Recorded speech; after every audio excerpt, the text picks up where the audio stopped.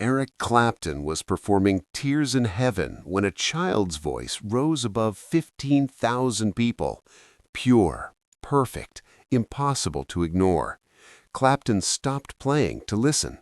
The voice belonged to a 4-year-old boy with terminal cancer. His dying wish was to sing Conor's song to Clapton. What happened next became the most beautiful duet ever performed between a grieving father and a dying child who both knew what heaven meant. It was June 15, 2019, at Madison Square Garden in New York City.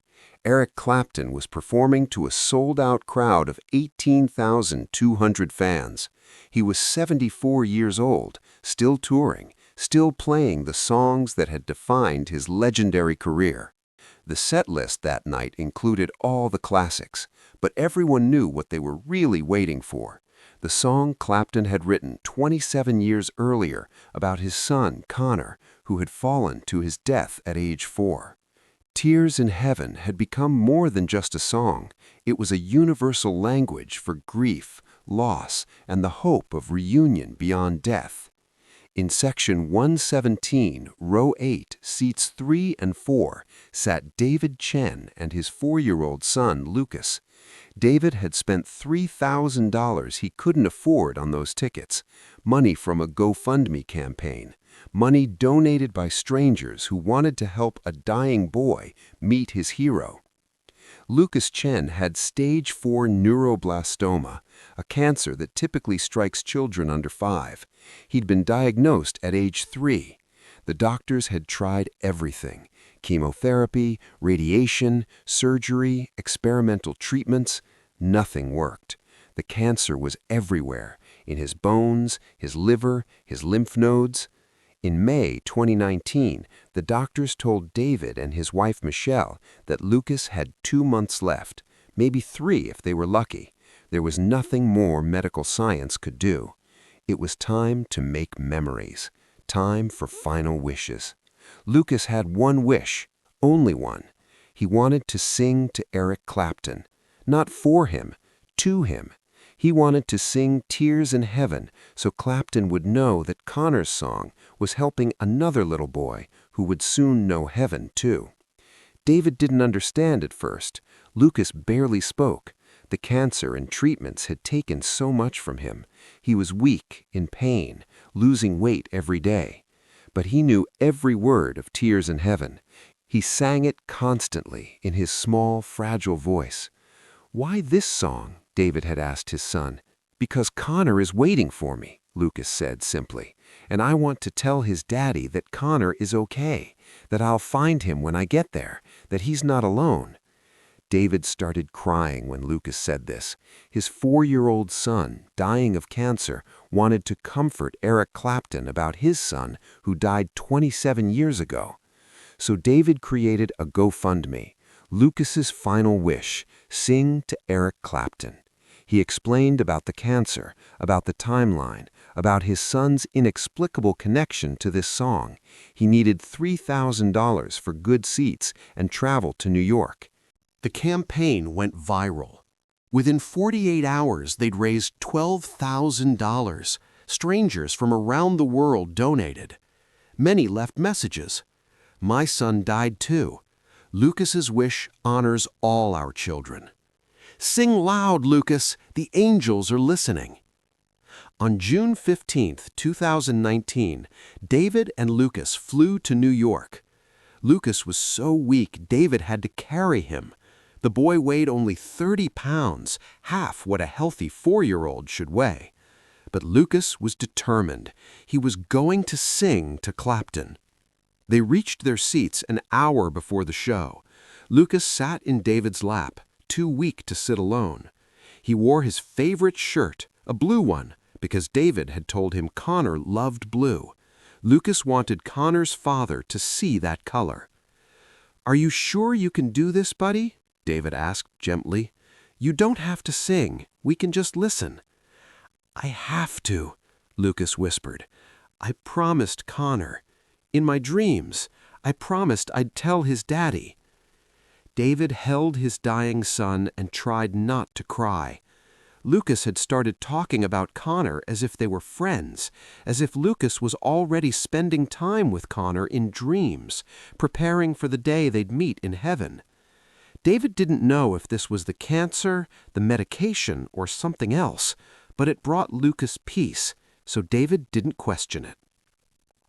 The concert began.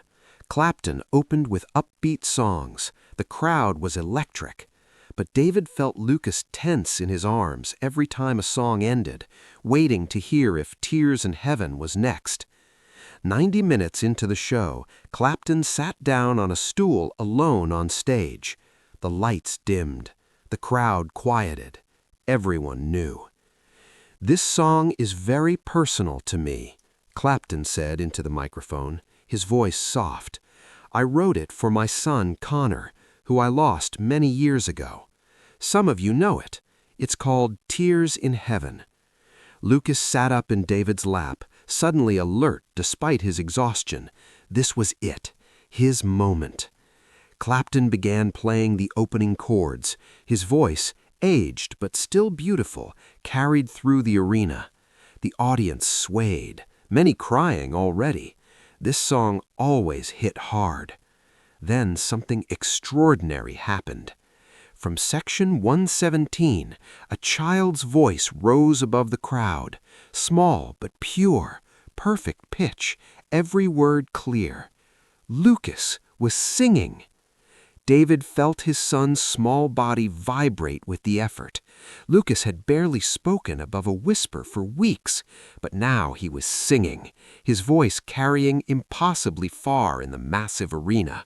People around them turned to look. Some smiled, some started crying.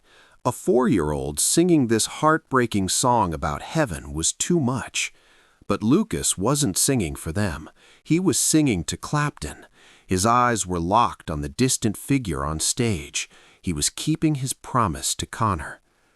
On stage, Eric Clapton heard it, a child's voice, distinct and pure, rising above 15,000 adults. He faltered slightly, his fingers missing a chord. He kept playing, but his eyes scanned the crowd, searching for the source. Lucas kept singing, every word, the verse about recognizing someone in heaven, the question about holding hands beyond the door, the acknowledgement that we must be strong and carry on. Clapton found him. Even from the stage, even with the lights in his eyes, he found the small boy in the blue shirt, sitting in his father's lap, singing with everything he had. Clapton stopped playing. The band, confused, gradually stopped too. The entire arena fell silent, except for Lucas's small voice, still singing, not realizing the music had stopped. "Would you know my name?" Lucas sang alone now, his voice echoing in the sudden silence. Then Lucas realized the music had stopped. Everyone was listening to him. He stopped singing, suddenly scared, and buried his face in David's chest. No, it's okay," David whispered, but his microphone wasn't on. Lucas was terrified. Clapton stood from his stool and spoke into the microphone. "Don't stop, sweetheart. You have a beautiful voice. Please keep singing." The arena erupted in supportive applause. Lucas peeked out from David's chest, overwhelmed. Clapton held up his hand for silence. "What's your name, young man?" David stood, holding Lucas, and called out, "His name is Lucas Chen. He's 4 years old." The same age Conor was. Everyone in the arena realized it at the same moment, a collective intake of breath. "Lucas," Clapton repeated, his voice catching. "Lucas, were you singing my song?" Lucas nodded against David's chest, still scared. "Why were you singing it, Lucas?" This time Lucas spoke, his small voice barely audible, but the arena was so quiet everyone heard. "Because I'm going to meet Conor soon, and I wanted to tell you he's okay. He's waiting for me. He's not alone." The arena went dead silent. Clapton stood frozen on stage. His hand came to his mouth, his eyes filled with tears. "Say that again," Clapton whispered into the microphone. David lifted Lucas higher. Lucas's small voice carried, "I see Conor in my dreams. He plays with me. He wanted me to sing his song to you, to tell you he's okay, that he loves you, that he's not lonely." Clapton sat down heavily on his stool. His guitar hung forgotten from his neck. He was openly crying now. "How do you know Conor?" Clapton asked. "Because I have cancer," Lucas said simply, with the bluntness of a 4-year-old. "I'm going to heaven soon. Conor said he'll wait for me at the gate. He said we'll be friends, and he said I should tell his daddy not to be sad because heaven is really nice." 18,000 people were crying now. David was sobbing, holding his son. Clapton was shaking on stage. "Would you—" Clapton's voice broke. He tried again. "Lucas, would you come to the stage? Would you sing with me, please?" Security immediately appeared at David's row. They helped David carry Lucas down the aisle. The walk to the stage took 5 minutes. Lucas was so weak, David had to carry him the entire way. The crowd watched in silence, many reaching out to touch Lucas's hand as he passed, as if he were already an angel.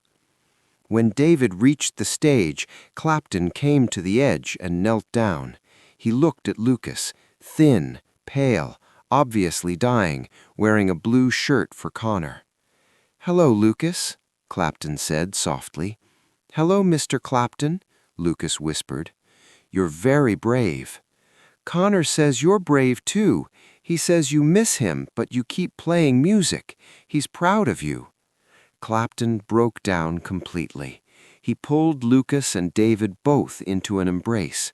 The three of them, a dying boy, his father, and a father who lost his boy, held each other on stage while 18,000 people witnessed something beyond performance. After a long moment, Clapton composed himself. "Lucas, will you sit with me? Can we sing together?" Lucas nodded. David carried him onto the stage and sat him in a chair next to Clapton's stool. Lucas looked impossibly small on that massive stage, but he was smiling despite his fear. Clapton sat back on his stool. "Okay, Lucas, let's sing for Conor, together, just you and me. Ready?" Lucas nodded. Clapton began playing again, but this time he didn't sing first. He gave the first verse to Lucas. And Lucas sang. His small, fragile voice filled Madison Square Garden, every word perfect, every note pure. A dying child singing a song about heaven to the man who wrote it about his dead son. When the chorus came, Clapton joined him. Their voices, one aged and weathered by decades of music and grief, one small and pure and soon to be silenced, blended into something transcendent. The audience didn't sing along this time. They just listened, tears streaming down thousands of faces, witnessing the most sacred performance of this song that had ever been given. When they reached the final verse, Lucas's voice started to fade. The effort was too much. David moved to grab him, but Clapton gestured for him to wait. Clapton leaned close to Lucas and whispered, "It's okay, buddy. I've got it. You rest." Lucas laid his head on Clapton's arm, and Clapton finished the song alone, playing to a dying child who was already halfway to heaven, where Conor was waiting. When the final note faded, there was no applause. Just silence. Sacred, reverent silence. Then Clapton spoke into the microphone. "Lucas, thank you for singing with me. Thank you for telling me about Conor. Thank you." His voice broke. "Thank you for not being afraid." "I'm not afraid," Lucas said. "Conor says heaven is better than here. No more owies, no more hospital, just playing forever." Clapton hugged Lucas again. Then he did something unexpected. He took off his guitar, his main performing guitar, worth hundreds of thousands of dollars, and placed it in Lucas's lap. "This is for you," Clapton said, "so when you get tired, you can play for Conor. Tell him it's from his daddy." Lucas touched the guitar with reverence. "I'll give it to him, I promise." "No," Clapton said gently, "you keep it. Play it for him. You'll be together, and you can play my songs for him, okay?" Lucas nodded solemnly. "Okay, I'll play for Conor." David carried Lucas off stage, carrying the guitar too. The audience gave them a standing ovation, but it wasn't the usual cheering. It was respectful, awed applause for something beyond entertainment. Clapton couldn't continue the concert. He stood on stage, crying, and finally said, "I'm sorry. I can't. I need a moment." He walked off stage. The show stopped for 20 minutes while Clapton composed himself, but nobody left. Nobody complained.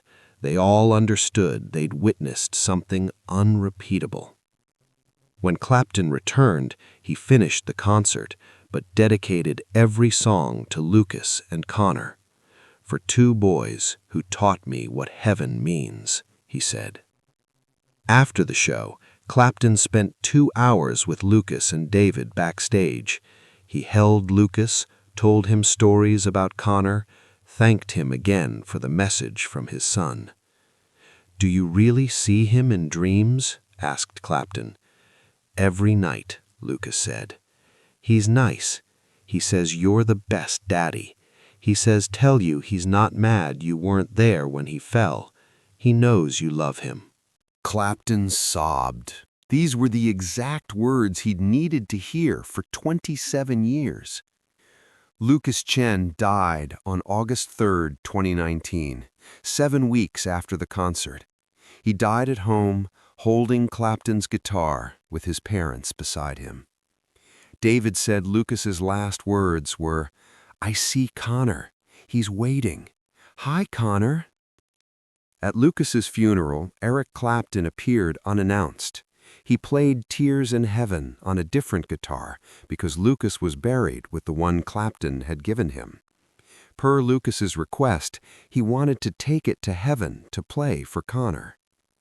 Clapton established the Lucas Chen Foundation for pediatric cancer research. All proceeds from streaming Tears in Heaven now go to the foundation. To date, it's raised over $3 million. David Chen says that Lucas's connection to Conor, whether dreams, imagination, or something more, gave his son peace in his final months. Lucas wasn't afraid of death because he believed Conor was waiting, and that belief made an unbearable situation bearable. Eric Clapton rarely speaks about that night publicly, but in a 2020 interview he said, "For 27 years I wondered if Conor was alone in heaven, if he was scared, if he remembered me. Then a dying 4-year-old told me everything I needed to hear.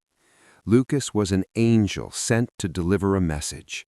I believe that absolutely."